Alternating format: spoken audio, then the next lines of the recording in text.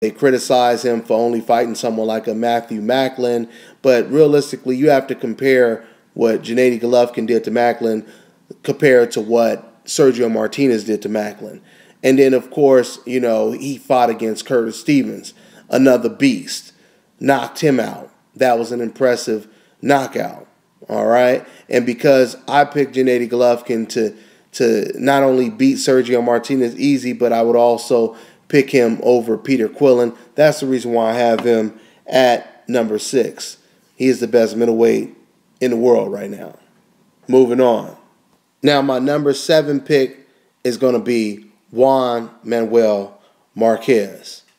Now, for anyone who wants to ask me, why do you have Marquez so low? Let's face it, Marquez, he just came off of a loss.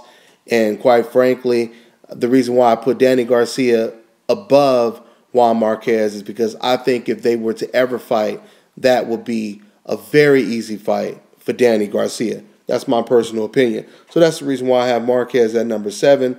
Realistically, Marquez is really close to the end of his career right now. He's in a do-or-die situation. Marquez claims that he only wants to fight for a title so that he can make history as a Mexican champion. But it's going to be a really uphill battle because the welterweight division is completely stacked right now. And quite frankly, I don't see Juan Marquez ever advancing in the pound-for-pound list from this point of his career.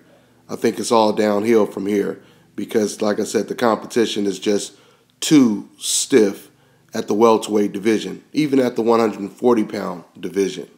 He already turned down a Provodnikov fight because he claims Provodnikov has nothing to offer, which I completely disagree with, even though that doesn't help Marquez make the history that he's trying to make. But if you were to be Provodnikov, it would arguably be the second biggest win of Marquez's career. And, of course, it would make his legacy look that much better. So Marquez is in a bad situation because what he's trying to do is he's trying to get a title shot, but yet he doesn't really want to fight any tough competition, which is going to be impossible in the welterweight division. He's going to have to budge eventually and fight one of these tough guys. I mean, like I said, you got Sean Porter there. You got Provodnikov alternating from 140 to 147. You got a lot of tough competition at the welterweight division. And I don't see Juan Marquez fighting any of these tough guys. Moving on, let's go to number 8. Okay, so my number 8 pick would be Manny Pacquiao. Now, I know Manny Pacquiao, he's lost his last 2 out of 3 fights. He just came back and had a good performance against Brandon Rios. But yeah, right now he's in a do-or-die situation. He has the Tim Bradley fight coming up in April, the rematch, and this is for all the marbles. If Manny Pacquiao wins this fight, this could definitely resurrect his career, and it could probably, catapult him back into the top 5 pound for pound. And, he'll be a serious player. But if he loses to Tim Bradley, his career is over with.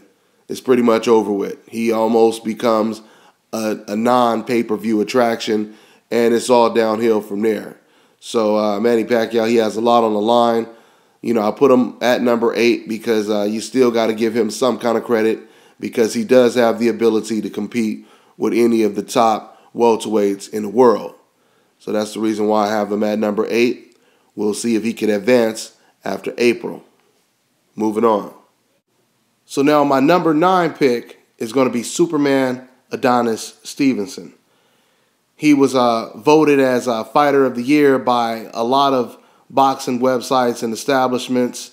Now, even though Floyd Mayweather, he was voted as Fighter of the Year by the much bigger boxing establishments like ESPN and Boxing Writers Association, etc., Adonis Stevenson, he was considered Fighter of the Year by a lot of other boxing websites. Like I said before, Adonis Stevenson, he got 4 knockouts in 2013.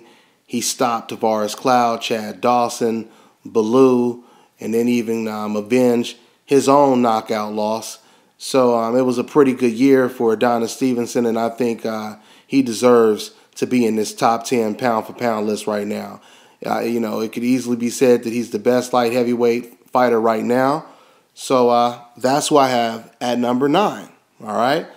Now moving on. Let's go ahead and go into my number 10 pick. Now, because this guy is considered the best junior middleweight in the world right now by pretty much every boxing writer and website, I thought it was only fitting to have him in this top 10 and at number 10, and that is Erislandy Lara.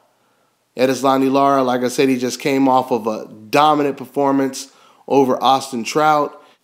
We already know that he's been calling out Canelo Alvarez for the last 2 years, and Canelo Alvarez, he has no interest at all in even testing his skills against Erislandy Lara. So it kind of makes Erislandy Lara look even better when you have someone like Canelo Alvarez who doesn't want to get in the ring with him. It makes him look more and more like the big boogeyman, right? But the junior middleweight division, like I told you guys before, is a stacked division. I don't know how long Erislandy Lara could stay at the top 10 of the pound-for-pound list in a division like that.